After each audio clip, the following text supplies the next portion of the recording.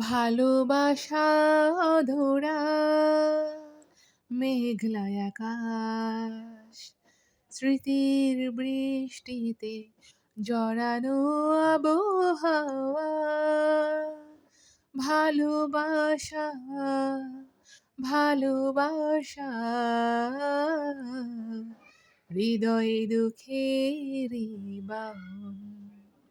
ভালোবাসা, ভালোবাসা, হৃদয়ে দুঃখেরই বাহন। আসসালামু আলাইকুম, welcome back to my channel. I am blogger Sharmin. আপনারা সবাই কেমন আছেন? আশা করছি অনেক অনেক ভালো আছেন। আমরাও আল্লাহর অশেষ রহমতে ভালো আছি। আজকের ভিডিওটি শুরু করলাম ন্যান্সি আপুর গান দিয়ে। অসম্ভব পছন্দের একটি আমার গান, আর অসম্ভব পছন্দের একজন শিল্পী আর মানুষ, কি বলবো। খুব ভালো লাগে ওনাকে, ওনার খুব ফ্যান আমি। তো যাই হোক, ওনাকে আরকি স্মরণ করে আমি গানটা আরকি গাইলাম আজকে। আর এই মুহূর্তে যারা লাইক দেননি তারা অবশ্যই লাইক দিয়ে আমার ভিডিওটি কন্টিনিউ করা শুরু করবেন। আর অবশ্যই ফুল ওয়াচ করবেন। আর অবশ্যই ভালো লাগলে ভিডিওটি সাবস্ক্রাইব করে দিয়ে আমার পাশে থাকবেন। আর এই মুহূর্তে যাদেরকে আমি বললাম লাইক দেওয়ার জন্য, মানে সবাইকে, আশা করি আপনারা বুঝতে পেরেছেন আমি কি বলেছি। কেউ স্প্যাম কমেন্ট করবেন না, কারো ক্ষতি করবেন না আশা করি। জ্ঞানে বুদ্ধিতে মাথায় মানে জ্ঞান আছে, বুদ্ধি আছে, সেটা অবশ্যই, অবশ্যই খাটাবেন। আল্লাহ তাআলা আমাদেরকে জ্ঞান বুদ্ধি দিয়েছে অবশ্যই খাটিয়ে কাজ করার জন্য। কারো প্রতি হিংসা করতে কিন্তু আল্লাহ তাআলা বলেনি। অবশ্যই, অবশ্যই মাথায় নিয়েছেন আপনারা কথাগুলো। আর এই তো, আর বেশি কথা বলব না। আমি কিন্তু খুদের ভাকাটা রান্না করব। বৃষ্টিমুখর দিনে ভাবলাম যে খিচুড়ি না করে খুদের ভাকাটাই রান্না করি। আর আমি কিন্তু এভাবেই খুদের ভাকাটা রান্না করি। সবাই এভাবে রান্না করে। কিন্তু আমি কিন্তু কোনো রকম এলাচ বা গরম মসলা দেই না। তার জন্যই আরকি বলা। আর হচ্ছে এখানে আমি শুধু তেজপাতা দিয়েছি, আর হচ্ছে আদা রসুন বাটা দিয়েছি, হলুদের গুঁড়া সামান্য, আর হচ্ছে পরিমাণ মতো লবণ। বাস এতটুকুই হচ্ছে আমার খুদের ভাকার মানে মসল্লা যা লাগে এগুলো। আর আমরা খুদের ভাকাই বলি ডাকাইয়ারা।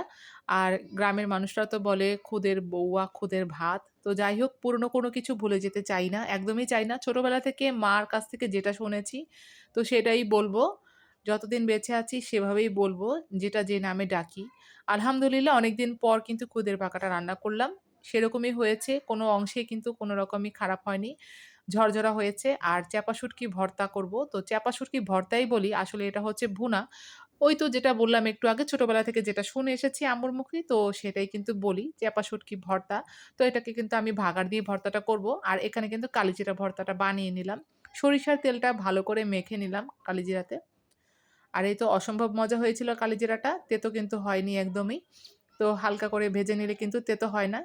তো আম্মুকে আবার মানে জিজ্ঞেস করে নিয়েছি যে মানে কিভাবে করব? তো আগেই জিজ্ঞেস করে নিয়েছিলাম যেদিন আরকি ১ম মানে বানিয়েছিলাম কালিজিরা ভর্তা। তো যাই হোক, সেটা মনে আছে, এভাবে আরকি করে নিলাম। আর এখানে আমি এই যে চাপা শুটকির ভর্তাটা বানিয়ে নিচ্ছি। বাচ্চারা কিন্তু ভর্তা খেতে পারবে না কালিজিরা ভর্তাটা ছাড়া। এর জন্য কিন্তু ডিম ভুনাটাও করে নিলাম। দেখতেই পেলেন সেটা। আর এভাবে কিন্তু চাপা শুটকিটা আমি ভর্তাটা করে নেই, বাগার ভর্তাটা। তো এখানে আমি চাপা শুটকি আর হচ্ছে রসুন, কাঁচামরিচ এগুলো ব্লেন্ড করে নিয়েছি। তো তেলে পেঁয়াজটা লাল করে নিলাম। তারপরে কিন্তু আমি এগুলো একটু পানি দিয়ে এগুলো আরকি দিয়ে দিলাম তারপরে এর মধ্যে আমি মরিচের গুঁড়া, লবণ দিয়ে ভালো করে কষিয়ে নিলাম। কষানোর পরে আমি আবার পরিমাণ মতো পানি দিয়ে দিলাম। বাস এভাবেই। আজকে এ পর্যন্তই। আল্লাহ হাফেজ।